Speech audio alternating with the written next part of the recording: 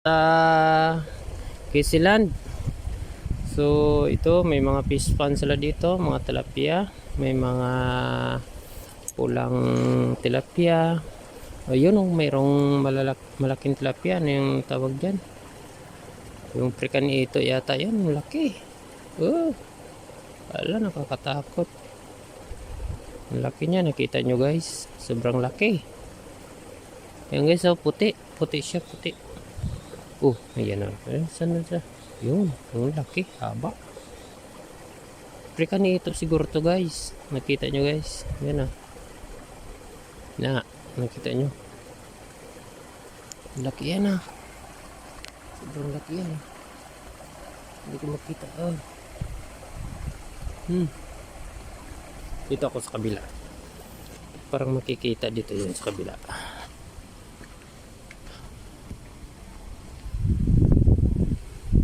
Dito, marami din tilapia, malalaki oh. Dito natin tingnan oh. Kaya makikita talaga dito yung puting tatago kasi sa mga water lily. Ito guys, so yung mga orange na mga malalaking tilapia. Kala nyo maliit lang yan pero malaki pa sa sa personal, malaki yan oh. Malaki yan sa personal. Ayan guys, pakita siya oh. Sobrang laki niya no. Oh, nakita nyo, sobrang laki oh. Oh, kung sa personal pa guys, napakalaki. Para siyang prikan ito, iwan ko kung anong klaseng isda yan, anong klaseng predator yan. Oh, yun, naglapitan sila guys oh. Means binabahog yata to yung ate, yung caretaker dito, kasi yung may-ari ng Kisiland guys ay abroad, nasa USA. Kapatid ni ate, siya lang yung namamahala dito. Ayan guys oh. Na, ang ganda guys oh. Yan, talagang pumupunta sila dun oh.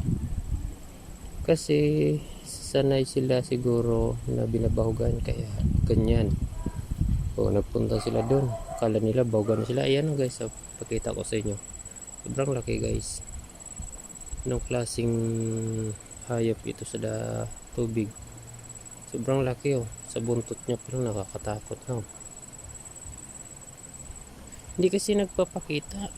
Doon lang kasi siya na iyan sa ilalim mo. Yan. Hindi kasi nagpapakita doon actual sa Sobrang laki. Maya magpapakita din yan. Ayun siya guys oh. Ang laki oh. Wala, hindi naman yan hindi naman pating yan ah. Parang siya, nakakatakot guys kapag lumusong kayo dito tapos bigla kang yan,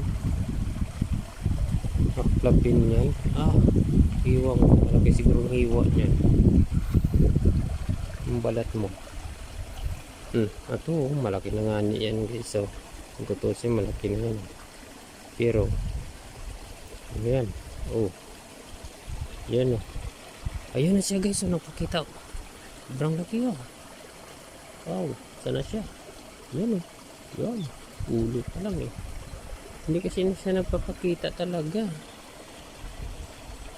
hindi basta-basta nagpapakita guys.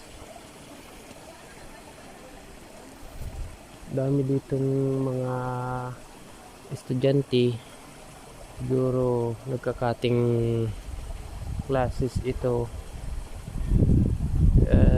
nagde-date, mga bata pa, mahilig na sa hindi seryoso sa pag-aaral.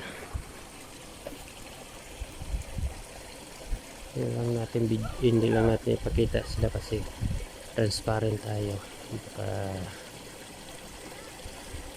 Ayun na yun. Kita ka na.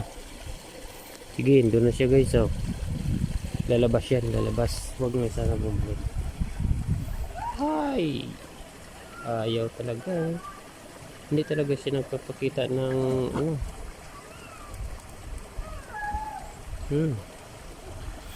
So guys, punta tayo dito. Ayaw magpakita eh. Tayo dun. Oh, marami pa sila dito fish pan oh. Ang daming tilapia guys. Sa mga fish pan na yan, maraming tilapia, malalaki na. Sa personal, mga malalaki yan guys. May mga puting tilapia oh. Yan. Parang ito yung ano. Tayo lang. Kung ito nga yun ang lahi ng puti na yun. Parang ito nga siya ang lahi nito. Yung puti kanina yun parang halimaw, monster ba? Yan. Yan ba? Lahi niya ito siguro. Puti din guys oh. Kakaibang isda ito. Ngayon lang ako nakakita ng isda dito guys. Kasi laking bundok ako guys. Hindi laking dagat kaya hindi ko siya kilala. So yan. Nakita ko na sa inyo guys. So sana wag nyo po kalimutan mag-subscribe sa akin munting channel at hit ang notification bell para updated po kayo sa mga susunod kong upload. So hanggang dito na lang guys. Pakita ko na sa inyo si Mayon. Yan. Ang ganda ng rock formation ni Mayon. Guys, yan. Pasyal kayo dito guys sa Kisilan. Maganda dito.